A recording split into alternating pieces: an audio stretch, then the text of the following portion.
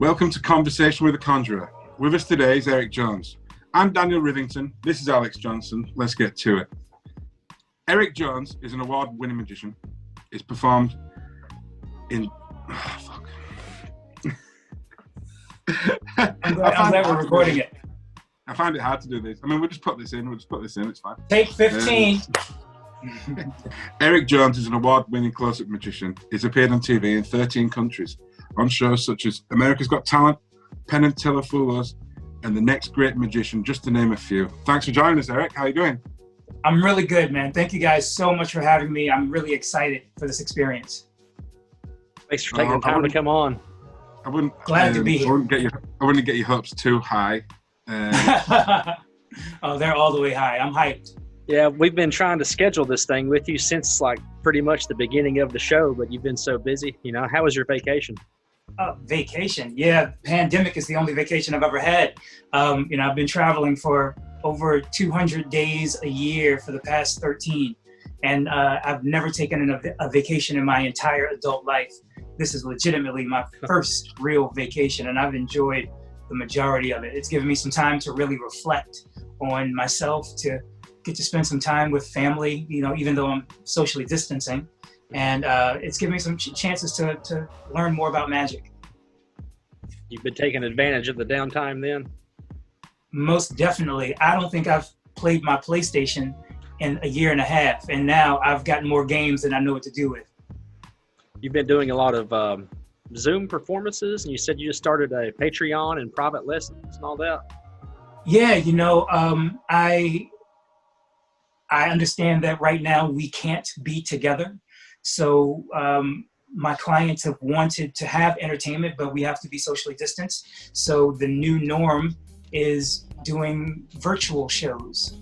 So I've become a little bit more cognizant of that sensitivity and have changed my repertoire a little bit to include magic that will work specifically within the confines of a video screen. I've also gotten a lot of feedback from people who follow me on social media and that I interact with on a regular basis. And they've asked, I love magic.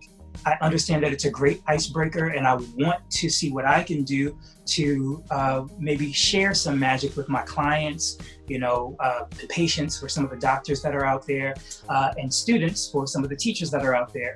And I started a Patreon that will allow people who've never done magic before to have some magic that they can learn with everyday objects around their homes, so that kids can also do the exact same thing. But I'm also adding a few new tiers for the magicians. I'll be teaching magic tricks that I've created and that are found in a few old books that you might not have access to, that will not only fool regular people, but would also fool magicians. So that'll be added to my Patreon. And lastly, I have also been approached by magicians who either want to improve the techniques that they're working on, improve their scripting, improve the economy of motion in the piece of magic that they're working on. And they've hired me on as a consultant / mentor so that I can help them with some of those things. So I offer private lessons as well. Okay.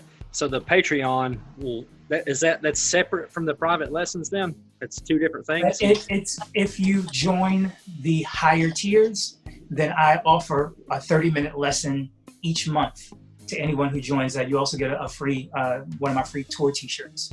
But the private lessons are a separate entity other than the Patreon, for sure. Awesome.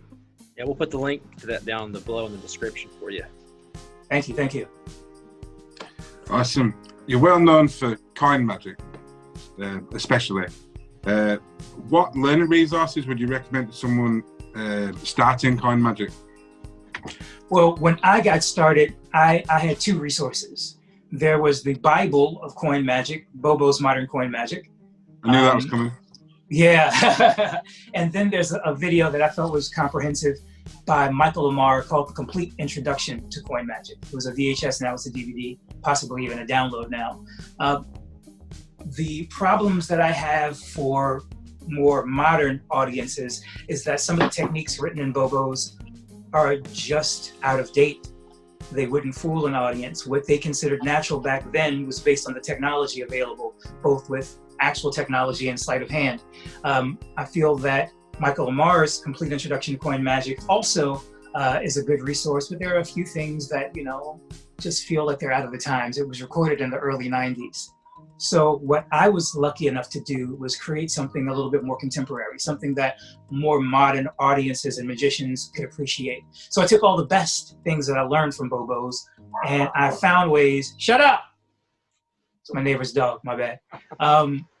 I took some of those older techniques that still apply to today, and I combined them with some thoughts of my own.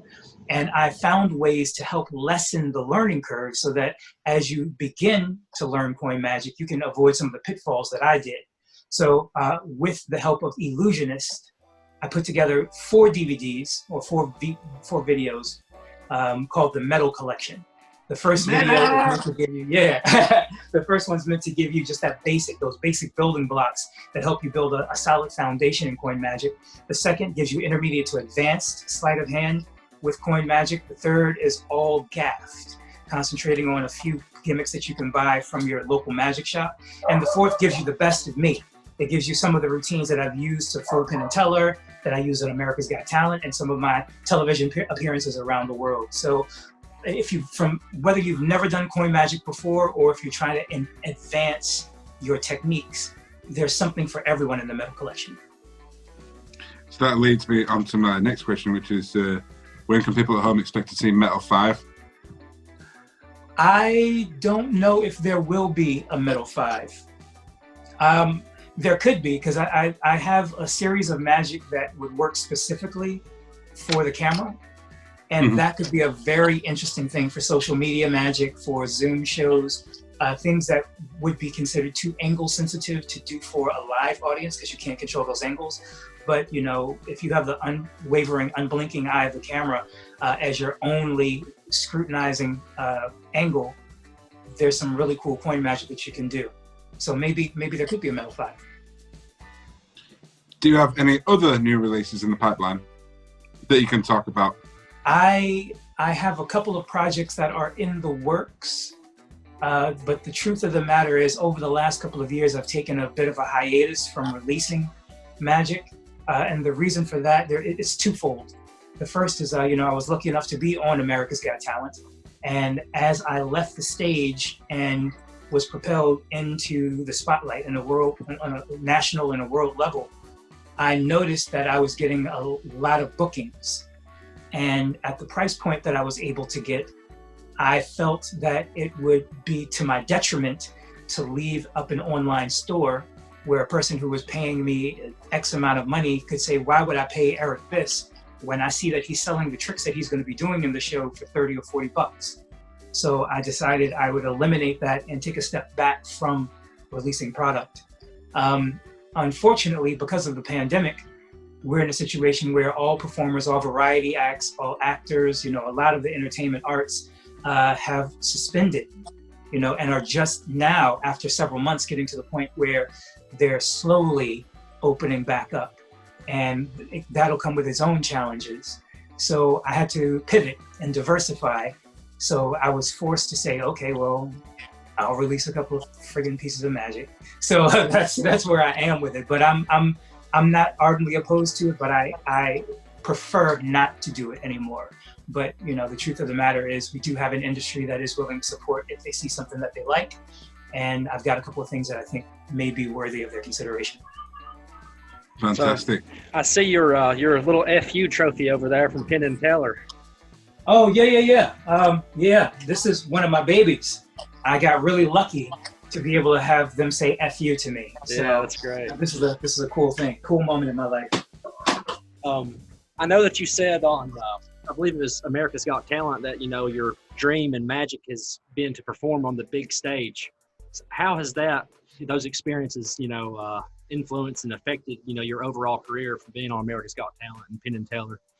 I've got to be honest. Prior to going on shows like Penn and Teller and America's Got Talent, the biggest audience that I'd ever had was in a lecture hall, performing and lecturing to a group of magicians. I think the biggest audience that I had was probably at Blackpool.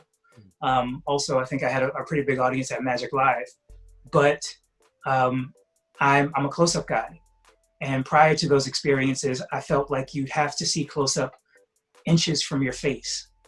Since then, I've recognized that you can give a person that same experience if you're interacting directly with the lens of a camera in front of a large audience. So now I've been able to work for Fortune 500 companies, private events. I am the only Black headliner on Disney cruise ships, where I perform for 1,800 people a night, 2 shows. And it's been an absolutely incredible experience, what you can do with a cameraman, a camera, a projector, and a huge screen behind you.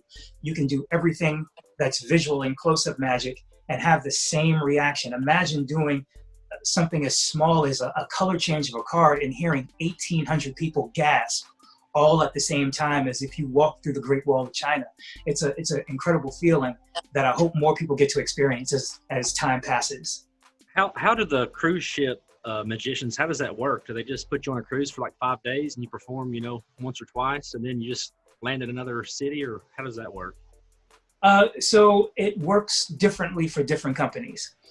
For Disney specifically, what ends up happening is they put me on what's called a back-to-back. So if you're on a 7-day cruise, let's say you and your family are on a 7-day cruise, you get on and off in Fort Lauderdale in Orlando. I would come on the second, or like the last 4 days of one cruise, or the last 3 days of one cruise, and I'd get on in like St. Thomas or Jamaica or Mexico. So I'd fly from Philadelphia to one of those cities where you guys hit port. I would come onto the ship and I would perform 2 big shows in the Walt Disney Theater. Then I would perform 1 adult show in one of their adult venues towards the back of the ship. One evening, and then sometimes if they need it, I'll also do 1 or 2 workshops that are family friendly. Then everyone gets off the ship when we get back to Fort Lauderdale. A new group of guests get on, and then I'll depart with them as we leave Fort Lauderdale, and I'll do the exact same set of 5 different events, and then I'll get off midway through their cruise. Do you think that performing on a cruise ship, I would imagine that would probably be a pretty, narrow group of magicians, because once they, have their selection of magicians, they wouldn't really need to go outside to find other magicians. Would you have any advice for a magician that would be interested in trying to do that?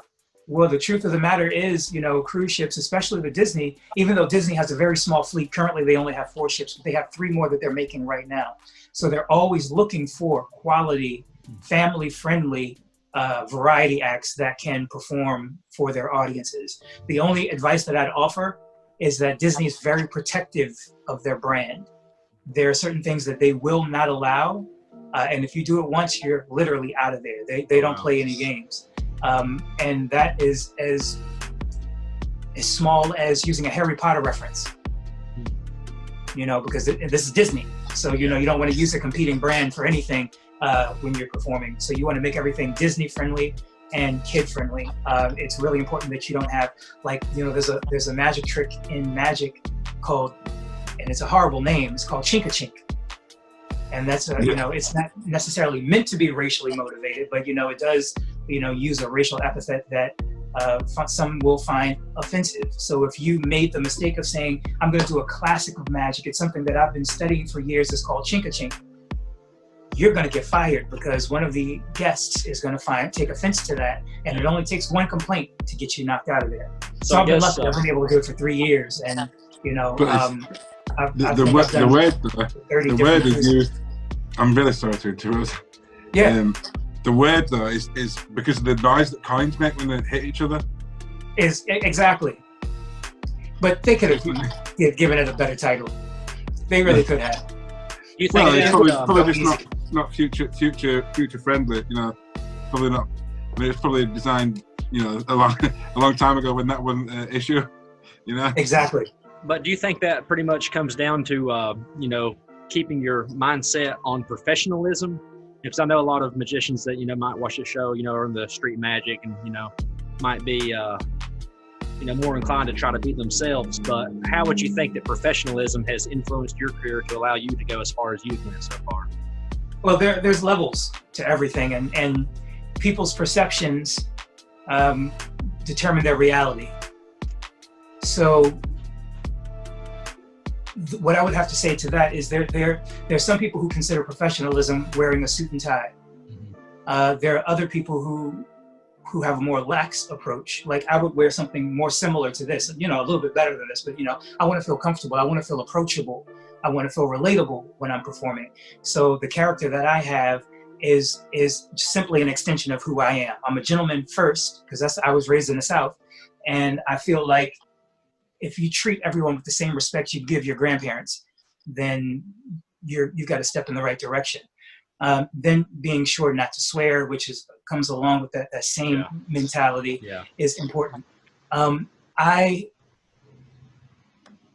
would have to say being you is more important than being professional. But again, if you're treating people with respect, then that's going to telegraph. Okay. I had another point, but I lost it when I was thinking about. I was thinking about my grandmother as I said it, because I know she would be quick to wash her mouth out with soap if she heard speech she didn't care for. So yeah, that kind of blew me away for a second. Did you design any effects specifically for Disney that incorporate Disney characters? To incorporate Disney characters, yes. So I live in an area here in Philadelphia called Fabric Row. And one of the vendors here, just a couple of blocks away from me, sells foam rubber. And anyone who knows what I was doing before I got involved with magic is I was heavily into puppetry. Like I'd met Kevin Clash, and I got to take tours of areas like the Disney, I'm sorry, I apologize, the Disney Studios now, but the Jim Henson Studios. And so I got to meet Carol Spinney, the guy who does Oscar the Grouch, and I got really heavily into the creation of puppetry. So I started to get back into it just a couple of years ago. And one of the things that I did is I took some foam rubber and I made Olaf from Frozen. And he's about this tall, and he's the final load to a SpongeBob routine that uses snowballs. So in the background is, would you like to build a snowman? And I have a little princess up, because on a Disney ship, you're always going to find someone who's dressed like Elsa. So I bring them up, we do this little SpongeBob routine, and I put this huge group of snowballs into their hand. And I said, would you like to build a snowman? And they were like, yeah. And I had them blow their frozen breath in. And when they open their hand, they get this huge, huge Olaf. They go absolutely crazy. And that's one of the things that I do on the cruise ships. Another thing, because we have a Star Wars Day at Sea, I do a rising card where I get someone to use the Force to get their selected card to rise out of the pack. And it's from a camera angle that you see the perspective of the kid. The kid's holding his hand up like he's using the Force as I'm holding onto the deck, and the camera's behind us. So you see this great picture as, the Imperial March happens in the background, and it's a really nice moment as well. So those are the two big ones, but I use Marvel and Disney references throughout. You're going to do a card stab with a lightsaber? I tried.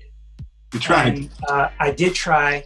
And the problem is that the one that I wanted to use is the retractable one, so that you can get that zoom when it comes out. And that one isn't as good for the load. So I haven't abandoned it, but I haven't found a method that I really like yet. But it's on the table, bro. That's one thing that I was completely unaware about you is, most magicians, they think that they have to perform, for adult audiences. But then you had this complete other side that I was unaware of, performing, for children on cruise ships and everything. So what advice would you have for people that might think that, performing for children might be below them? The truth of the matter is, in the 45-minute show that I do, I only do one piece of magic specifically for children, and that's going to be the SpongeBob routine. Everything else is family friendly, but geared towards adults. Because if the adults are loving it and the kids are engaged, then I've got the perfect balance. When I first began, the criticism that I got was that the adults absolutely loved me, the adult children loved me, but I was losing the kids who were between 8 and 10 and sometimes younger. So what I had to do was I had to find a way that throughout the performance that I was interacting with them to keep their attention. I don't have to necessarily do magic specifically for them, but if they're seeing things on this huge screen that they can see magic happening, they're going to be engaged. And then, sometimes it's just as easy as, hey kids, this is the 4 of clubs. Everyone say 4 of clubs. Everyone says 4 of clubs. And then you do the trick and I say, guys, what card are we thinking about? 4 clubs. And just that interaction is enough to keep them engaged with that call and response enough that you fulfill all the demographics in the audience without insulting anyone's intelligence or playing down to the children. But I think guys like David Kay talk about that quite a bit. Like he's got a really good book on entertaining magic for entertaining children that I've read parts of, and that's one of the things that I learned from that. Who do you admire in the magic world? I have so many people that I look up to for different reasons. I would say that today, my favorite magician is Justin Willman. And I was a huge fan of Justin before, the Magic for Human series. I was a fan of Justin before he had a residency at the Roosevelt. I was a fan of him back when he was on Cupcake Wars. And, he was doing comedy mixed with a little bit of magic years ago. What I appreciate about Justin's style is his relatability to an audience. I truly enjoy how, with just he doesn't have to show teeth, just a little grin, cocking his head to the side, he's able to captivate an audience without ever saying a word, just from his pantomime, from his actions, his open body language. And I think so many magicians can learn from that, because it gives the impression, even though his character is still an extension of himself, of being genuine. And there's that old adage that if they like you, they'll like what you do. I'd say another great influence of mine would be Derek Delgadio. Derek is hands down, one of my favorite card workers on the planet. His magic is both impressive and thought-provoking. He's a gentleman. He is an advocate for the Black Lives Matter movement, which is obviously something that's very important to me. And he's just an all-around good dude. Let's see, who else? David Blaine. I wouldn't be in magic if it wasn't for David Blaine. His first special was the one that got me, involved in magic. Me too. And we're talking about 1999, 2000. So I watched it later on. I actually watched it later on. I remember watching it when I was a kid, and I remember how that made me feel. And then coming back to it as an adult, I was like, maybe there's something to this. Maybe I should try this out. But, it's a great thing. Man. So sorry, I cut you off. It's kind of had, the reason why we cut each other off is because of this Zoom thing. You can't tell if someone started saying something because there's a bit of a lag in between. There's a bit of delay, yeah. Yeah.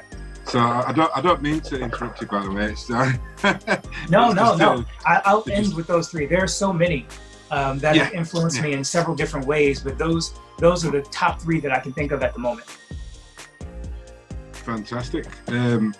And three fantastic magicians. I'm a massive fan of David Blaine and Delgado, and I've seen a few of the episodes of Magic for Humans, and I thought, some of it's just out of this world, isn't it? And it really captivates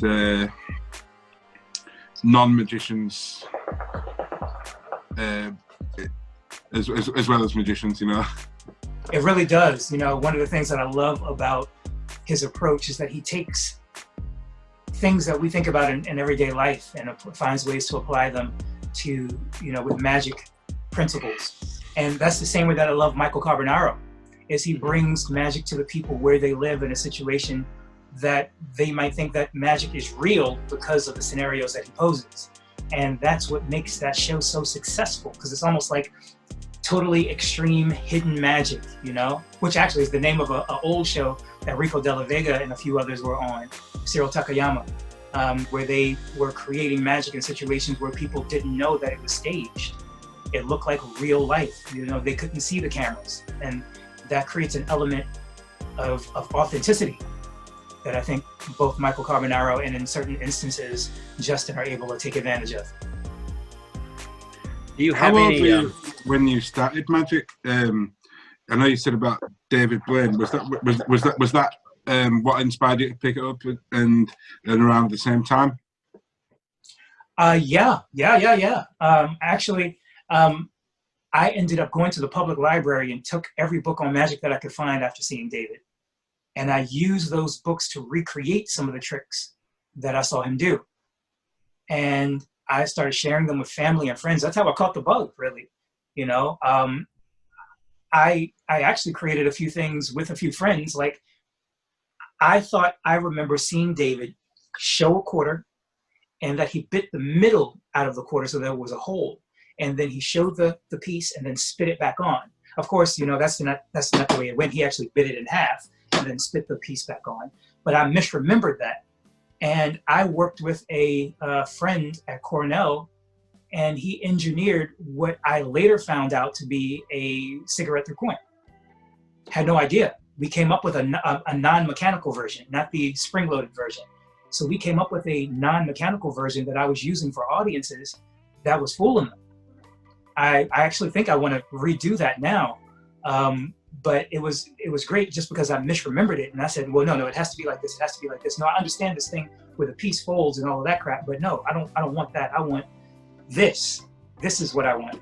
And it took us about 4 months to make it. Hashtag Metal5. Yeah, there you go. There you go. Yeah. I saw a trick by Matthew Wright that sounds like it may be similar to what you were talking about with the $50. No, it's a silver dollar. Okay. Now, how do you approach magic companies when coming to them with a new effect or routine? And are we talking about this from my perspective, or someone who might be interested in releasing something with a major magic company? You in particular, and then the other one. Okay. The process is quite different. And the only reason that the process is going to be a little bit different is because over the past 15 years, I've had a little spotlight on me in the magic community. So I've been able to develop relationships with all of the major players in magic.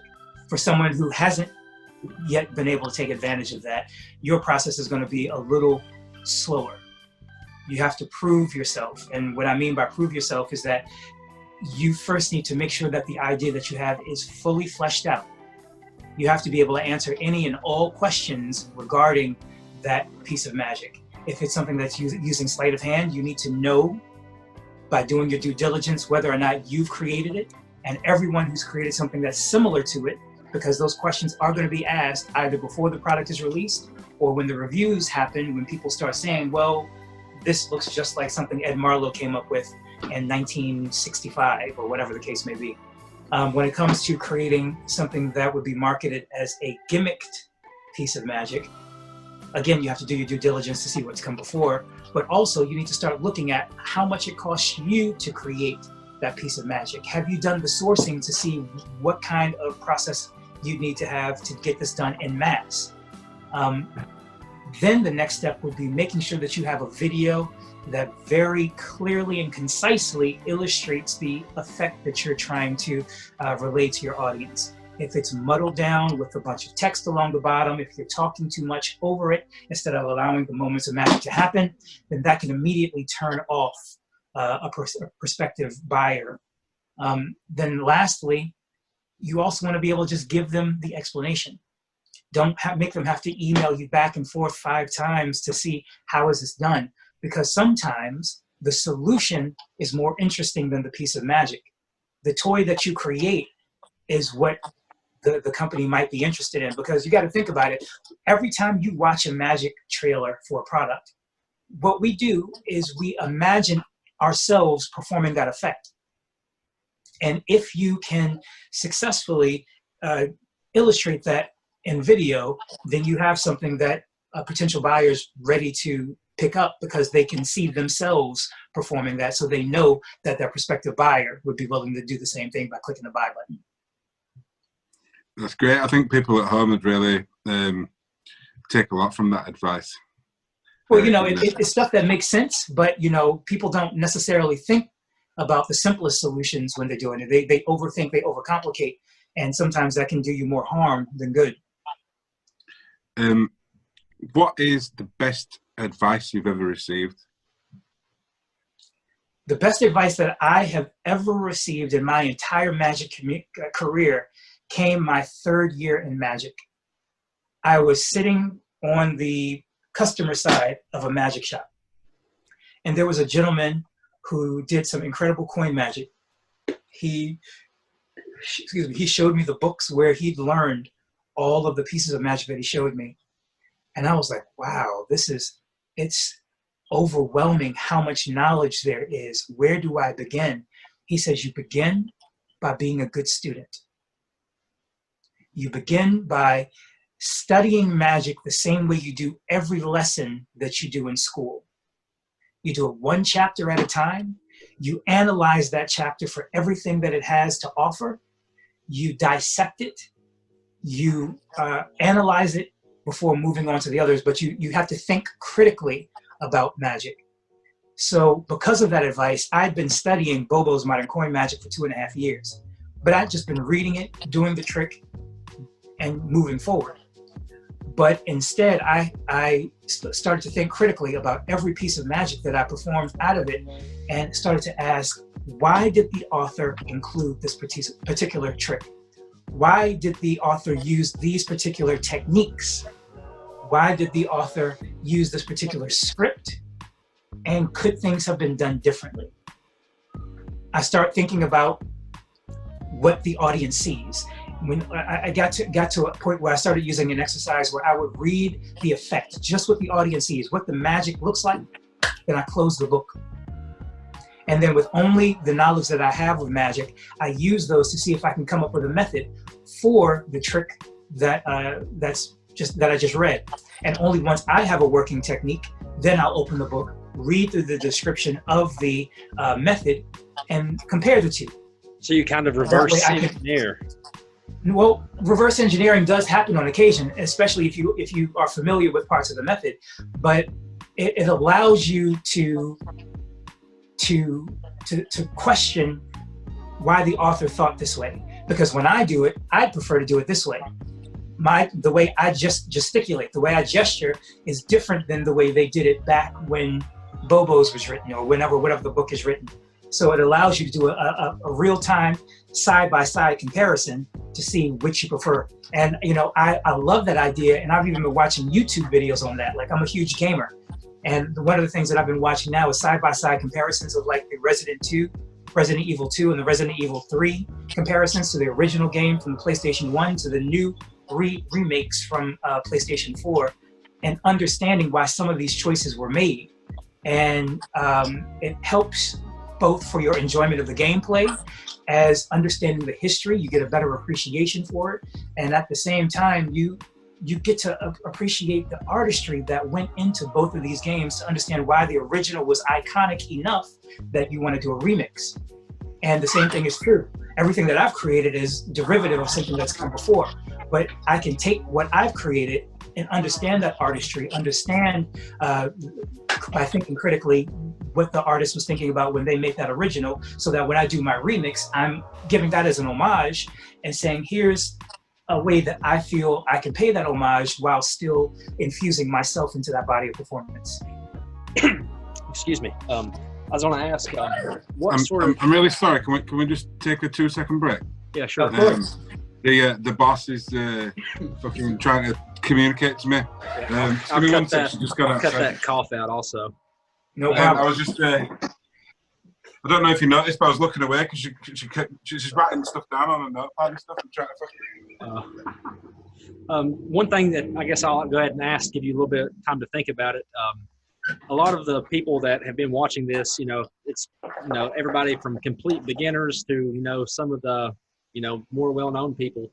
But there was someone that messaged me the other day, pretty much creating excuses. It's like saying that you can't learn magic because of the quarantine and all this stuff. I'm like, man, right now is the time to really buckle down. It's the best time. There shouldn't be any excuse.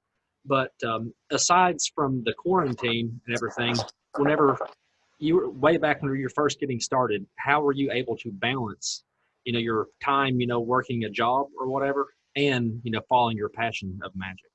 Okay, that's a great question. You can go ahead and explain it, and I'll just make your screen large if you want, or you can think about it. Okay, perfect. Yeah. So when I was trying to find balance between working a regular 9-to-5 and pursuing my passion of performing magic, I didn't know back then that I would ever do it professionally. It wasn't on the table back then. I was practicing while I was working, and at the time, I had 2 jobs. I was I was a cashier at a rest stop, and the second job was I was making tire cord at a place called Electrolux. I'm sorry, Electrolux, at Uniroyal Goodrich. So I was making the tire cord that gets put into the the wire cord that it becomes the basis for the walls of the tires.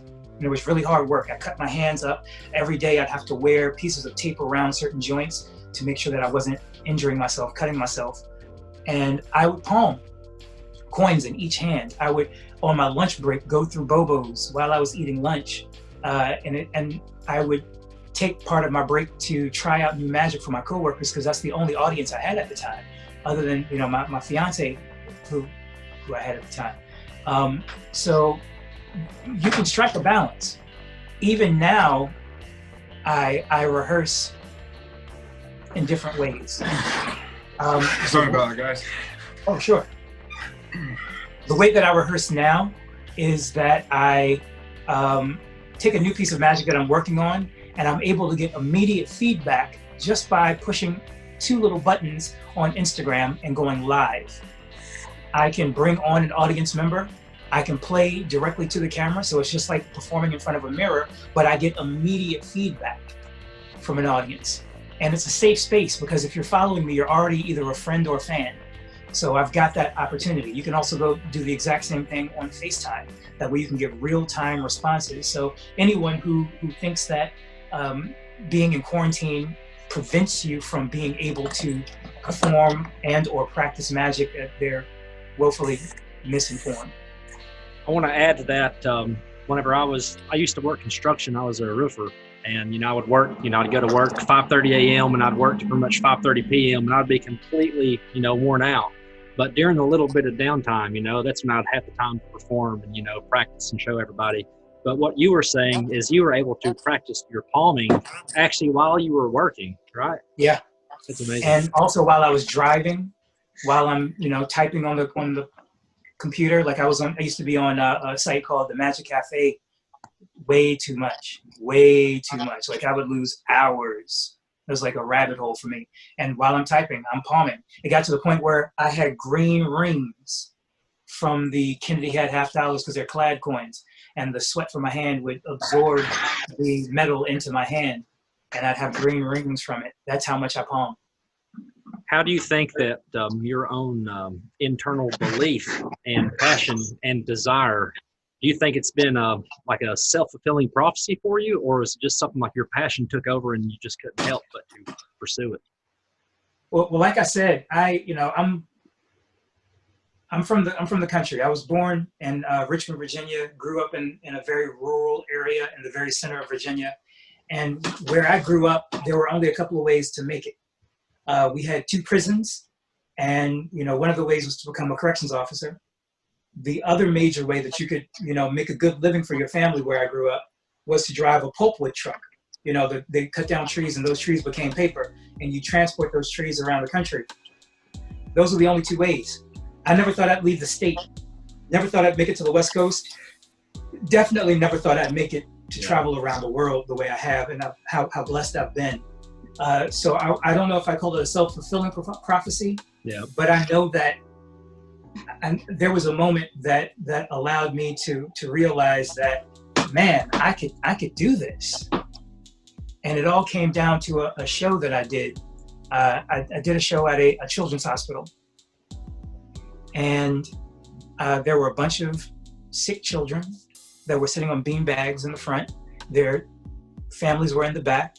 And I did a magic show, and I did the sponge bunnies for this one little girl. She was very ill, had leukemia, and I brought her up, and I did the sponge bunny trick where, you put the 2 little bunnies in her hand, they multiply, and you take all those bunnies, you put them in her hand, and they turn into a huge sponge bunny. And she squealed with such delight that it filled the room. You could feel it in your soul. That's how passionate she was about how the magic affected her. And it affected me so much that I, even though this is a $15 jumbo bunny, I gave it to her. I said, you know what? This is a gift for you. I hope you enjoy it. She ran back. She was squeezing it as she went back to her bean bag, and I continued the show. At the end of the show, her parents come up to me with tears in their eyes, and they said, we have never seen her as happy as we've seen her in the past 45 minutes. You know, they've given her a really bad prognosis. They don't expect her to live but a few more months, but we want to say thank you for bringing that moment into her life. And you know, I do card tricks. I didn't know what to say, so all I could do was say thank you so much. Here's my card. If there's anything else I can do, please let me know. And I went on about my day. About a month later, a little over a month later, I got an email, and it was from the family, and they told me that she passed away, and that they really appreciated what I did for her because she played with that bunny and carried it with her every single day leading up until her death. And they ended up burying her with it because it was such an important toy for her. And it was at that moment that I realized that magic is not just about creating moments of astonishment, but it's also about creating interaction, human interaction, genuine human interaction between one person and another. And that's what it's meant to be.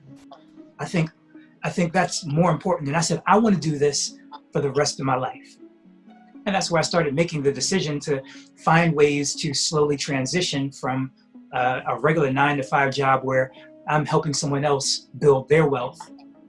And I wanted to take some of that ownership myself so that I could build generational wealth for my future and my offspring. And also give back happiness to the world. Yeah, as well, yeah.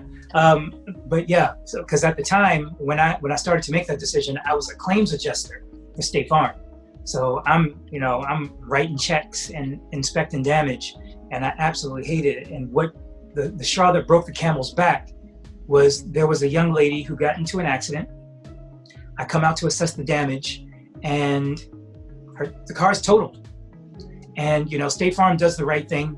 They pay what they owe. That was always the motto. We pay what we owe. And I was able to write her a check for what the car was worth. And we'd have to take the car away, have to total it.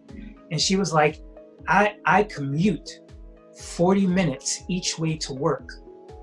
The check you just gave me is not enough to even buy a lemon to try to make it back and forth to work. You're basically giving me a death sentence. I can no longer provide for my family. And she cried on my shoulder, and I didn't know what to do.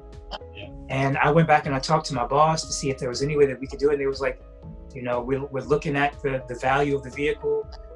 You've done everything that you can. There's nothing else. So I went to my church and I asked them if they could help, and they put together a collection for her. And I was like, perfect strangers are willing to help this person out, but this Fortune 20 company says there's nothing we can do. I can't be a part of that anymore. Yep. I want to meet people where they are. And I quit that day. And it's been magic ever since then. That was 2009. So that kind of leads into the question I like to ask, Eric, do you believe in magic?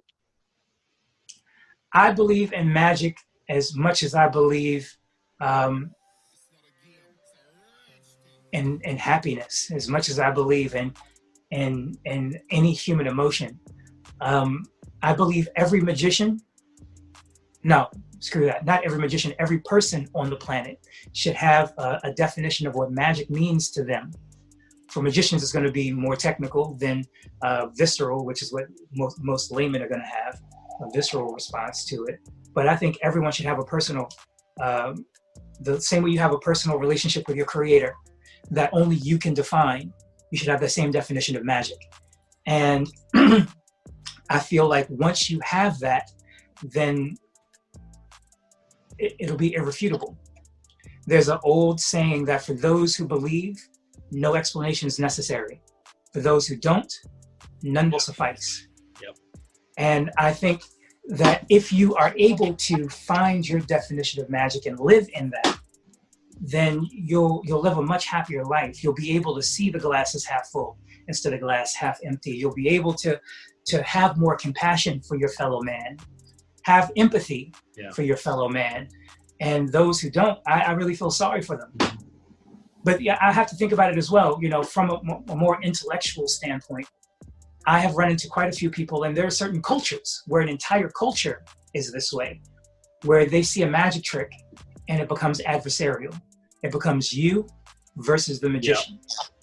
And they're going to do whatever they can to figure it out because, and it's not their fault, because the nature of magic makes them want to figure out how it's done. To them, it's not an impossibility, it's an improbability that has a solution that they haven't discovered.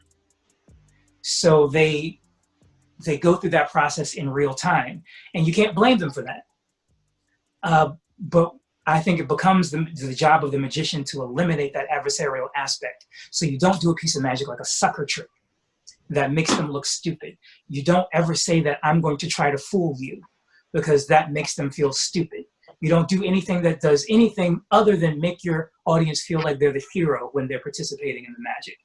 And if you do that, then magic will always be real, always.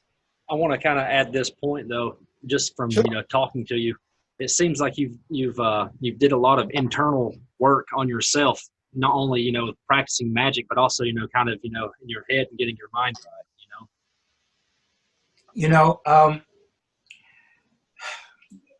Early in my life, I had a very heavy Southern drawl, coming from Central Virginia.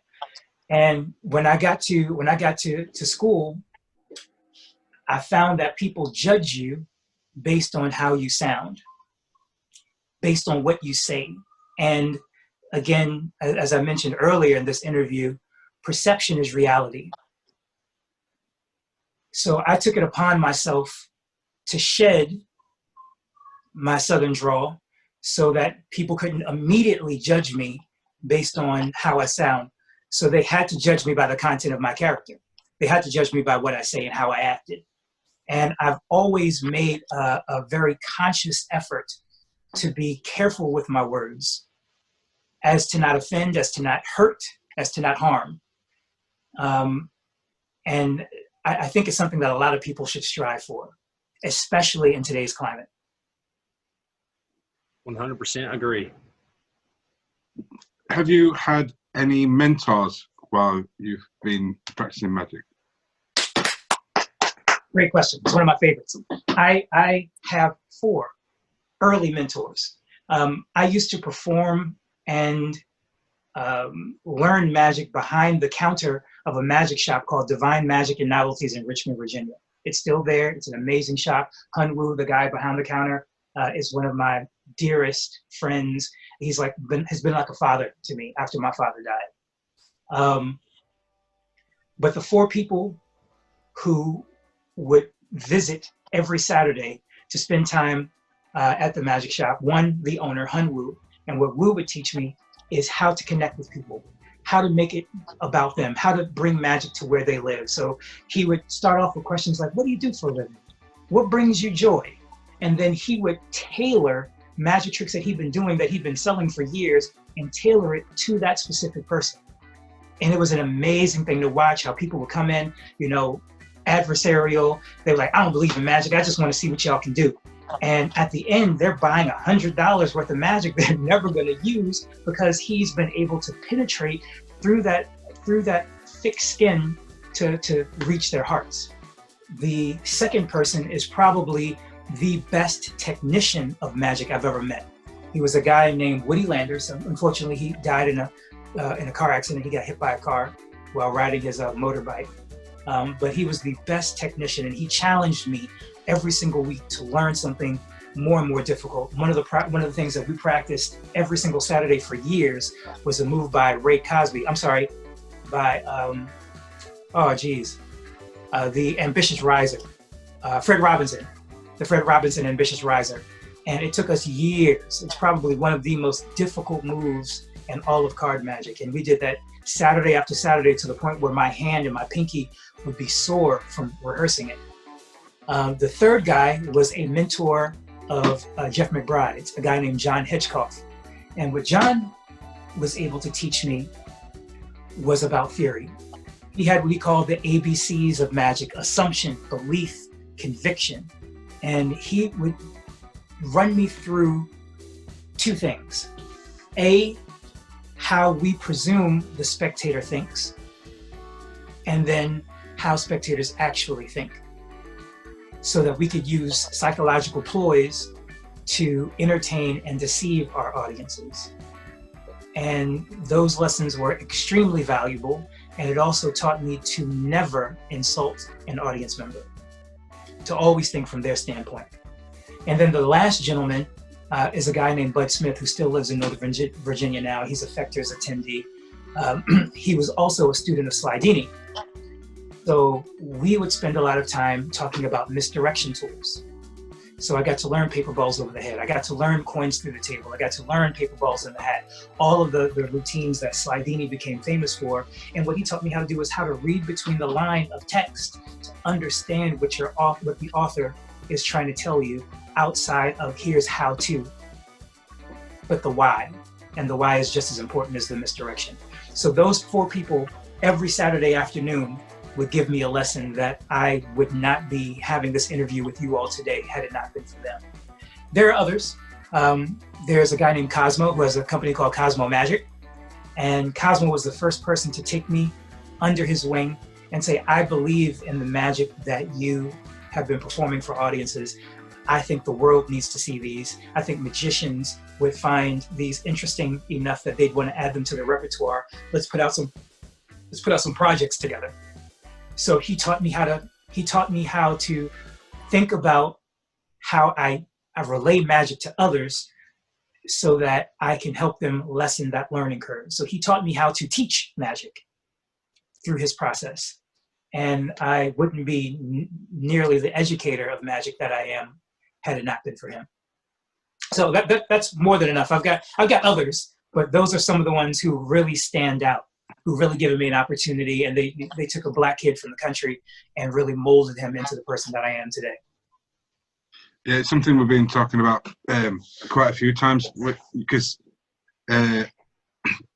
Alex has never had really a mentor in magic. I suppose I'm a little bit of a mentor in some ways. I could show him how tricks work and stuff. But I think it's really important to have a mentor or several mentors in some people's cases, because when someone else's eyes who know how a trick works or whatever are looking at you and seeing how you're performing, it's not the trick, so they're not gonna react to the trick. What they're going to react is to how you did it, and then they're going to give you feedback, and it's going to make you a better magician from hearing criticisms and also appraisals, saying you did this really well. You should always do. You should always keep doing this, because this is part of what makes it entertaining for me to watch.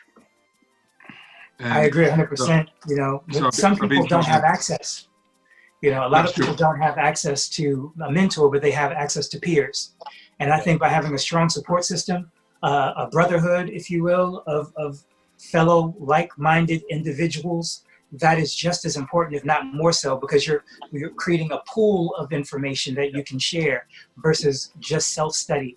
Self-study is only going to get you so far unless you're truly dedicated. Like Slidini was completely self-taught. He had no influences in magic whatsoever. He developed every technique he'd ever come up with. So those examples are few and far in between, but the examples of people who have a group of people who are able to support and uplift each other, to criticize you when you're doing something wrong, but to praise you, as you mentioned, when you're doing something the right way, is very important if you can't find a singular mentor. Are you familiar with the musician Tom Waits? Of course. So, yeah. In one of the early interviews, one of the early interviews that he had, they asked what got him into music, and he's like, well, I either had a choice between HVAC, air conditioner repair, or music or entertainment. And so I come from the South too, as you can probably still tell by my Southern accent. Yeah. So that's been kind of one of the driving things for me. It's like I couldn't just be a roofer, So I'm happy to try to pursue this dream, and I'm very thankful to have had so many mentors come on the show, and just talking with you, you've already transformed my way of thinking already. So I just want to say thank you. Oh, thank you guys again for having me. This has been a great time so far. I a lot of people try to add monikers, add titles to themselves. Like some people call themselves a master magician, master mentalist. My goal is to literally be the best student of magic that I can be. And if anything that I've learned along the way can help anyone else, then I feel like this is group study. Yep. You know, it's not me mentoring anyone. It's not me, teaching anyone. It's me sharing knowledge so that you can be better, so that you can be more successful, so that you can impact lives and the way that magic has impacted mine and I've tried to impact others. And I think that's what it all comes down to, is eliminating ego and uplifting both people and the art of magic. That's kind of been a recurring theme, trying to, people's been saying that's been coming on the show. It's like, you got to get over yourself, you got to change it from, being selfish to being selfless and what you can give back to others. And it's a hard thing because innately magic from a magician standpoint is I can do something you can't. But I think about it like this. Let's say, for instance, I had a Fabergé egg. Magic is a Fabergé egg. And I want to gift this to you. So how am I going to present it?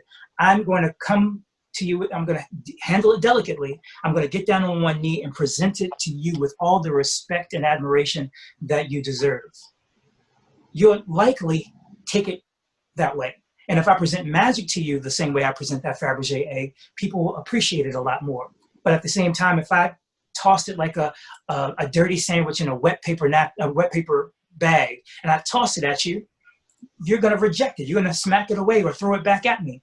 And people who have that really obnoxious, look what I can do, this is about me, here's what I want you to do.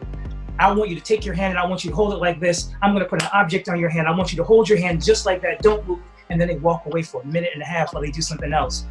That's not respecting your audience. That's you putting your ego before the people that you're performing for. So you've seen my work. Gift. What's so that? You've seen my work. So you've seen my work before. No, well, I'm saying all that to say that if you eliminate the ego, and if people can tell from your not only your speech but your open body language, your attitude, they'll be more receptive to it. There won't be an adversarial element to it, and it'll be appreciated. And those are the types of things that allow people to say, you know what? Yeah, let's hire a magician. I had a great experience the last time I saw magic. So versus, the last year, blah, blah, blah, blah, blah. This leads me to my final question. Speaking on, going from, working, whatever type of job you did before, then moving forward into becoming, more professional as a magician, eliminating your ego, what final advice would you have for the professional magicians that have to do magic as a source of income?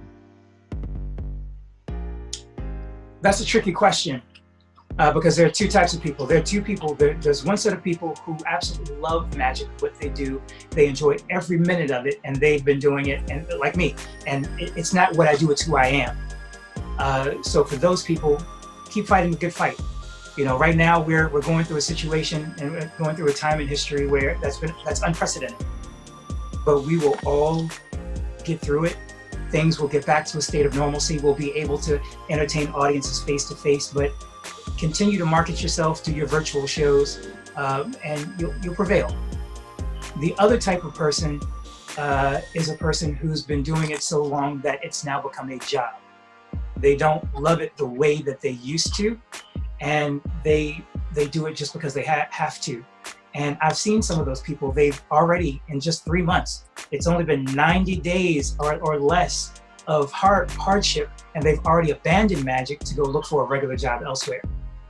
But to those people who are still trying to fight the good fight and who are trying to hold on, even though magic has now gone from being a passion to just a job and it's become monotonous to them, is find the magic again. Find the initial spark, or find a way to recreate or recapture that initial spark that got you so enthralled in magic that you decided you wanted to make it a profession in the first place. Because only then will you get joy from it.